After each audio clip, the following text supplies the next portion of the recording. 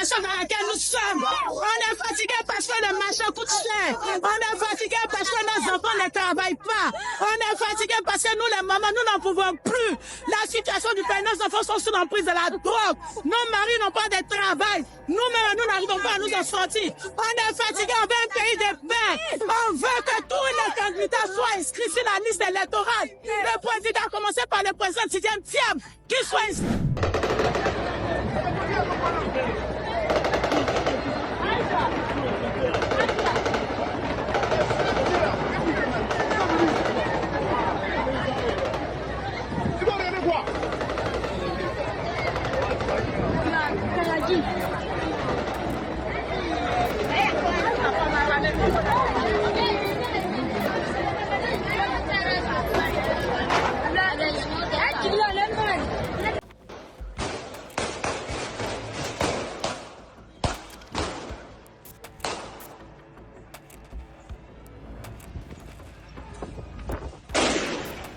The same country that France has been using against Ibrahim Traore, the country that he has been using to unalive Ibrahim Traore, they have been supplying weapons.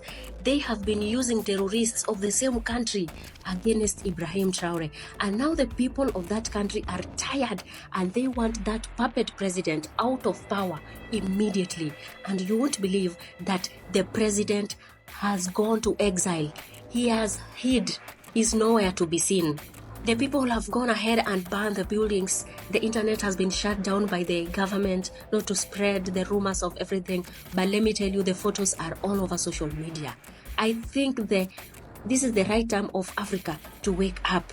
And if it will happen, it will be one of the best news that we as Africans will receive. Because this is the country that has been used by the French, by the USA, by Michael Langley against Ibrahim Traore. And now, I think if it will happen, we will be having a fourth country that will be joining the Sahel group. Apparently, right now as I speak, there's a coup currently going on in the Ivory Coast.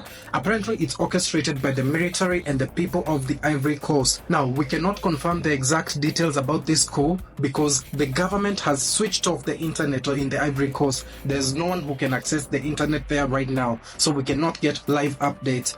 It's been said that the people of the Ivory Coast are out in the streets right now. They're burning buildings. They're out protesting. They said they want that president out. He has done too many damage to that country. Now, get this. It's being said that the president of the Ivory Coast, Ouattara, has gone into hiding. No one knows where he is. Breaking news coming from Ivory Coast. It is alleged that there is a coup in Ivory Coast, and there are so many places in Ivory Coast now without internet. So even many Ivory Coastians do not know what is going on in their country, because there are some places that have internet and there are some places that do not have internet. It is alleged that the people in Ivory Coast and the army have said enough is enough. Alassane Ouattara has to step down immediately. He is the person who has been threatening Ibrahim Traore and has been sending enemies to Burkina Faso to go and try to take down Ibrahim Traore. It seems like the people of Ivory Coast got the memo. That's right. It's been reported, although unverified, that there has been a coup in Ivory Coast and that the president has been unalived, but this has not been verified. But there's several reports claiming because there's no internet in Ivory Coast. Now, the president is known to have been a stooge for the French, and it appears that a wave is sweeping across Africa. Africa needs to rid itself of the very thing that has been feeding off African blood, the West. The biggest enemy to Africa is the West. They have never had any good intentions in Africa. Not a single person has ever had good intentions in Africa. Not the missionaries, not the colonizers. Each one of them wanted something from Africans. From the time they discovered that there were people in Africa, they enslaved them. And even after the supposedly independence, what happened? They just continued exploitation, funding wars, funding coups, and all of that stuff. But now, you know what? nothing remains static. Nothing remains the same. And it seems like the West is losing the battle for Africa, and it cannot come too soon. It cannot come too soon. Gunfire in Abidjan, smoke in the sky, the presidential villa burning, and the people celebrating. This is not just another protest. This is a military coup in Ivory Coast, and it appears to have succeeded. Videos flooding social media show terrifying scenes. Rapid gunshots near key government buildings, civilians scattering, and flames engulfing what has been identified as the presidential villa. By nightfall, it was clear power had shifted. President Alassane Ouattara's whereabouts remain unknown, and though the government has yet to make an official statement, the military presence in strategic locations tells its own story. But what's more shocking, the reaction from the streets. Ivorians were seen singing, dancing, waving Pan-African flags, and chanting the name of one man, Ibrahim Traore. The Burkinabé leader, who came to power through a military coup in 2022, has now become a continental symbol of resistance, defiance, and independence. "We want our freedom!" a young man shouted on a live stream as crowds marched. Another voice echoed, "No more France, Africa for Africans." For decades, France has maintained a firm grip on Ivory Coast, from its currency to its troops to controlling key sectors of the economy. Many see President Ouattara as a Western ally, accused of prioritizing foreign interests over the suffering of ordinary Ivorians. But today, that tide appears to be turning.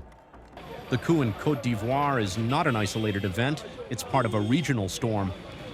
From Mali to Burkina Faso, Niger to Guinea, West Africa is revolting against the post-colonial chains that have bound it for generations, and at the center of it all is Captain Ibrahim Traore. Young, bold, and fiercely Pan-African, Traore has inspired millions across the continent. By kicking out French forces, reclaiming natural resources, and speaking directly to the people, he's become a beacon for change. And many now see him as the blueprint for a liberated Africa. And now it seems Ivory Coast wants to walk the same path.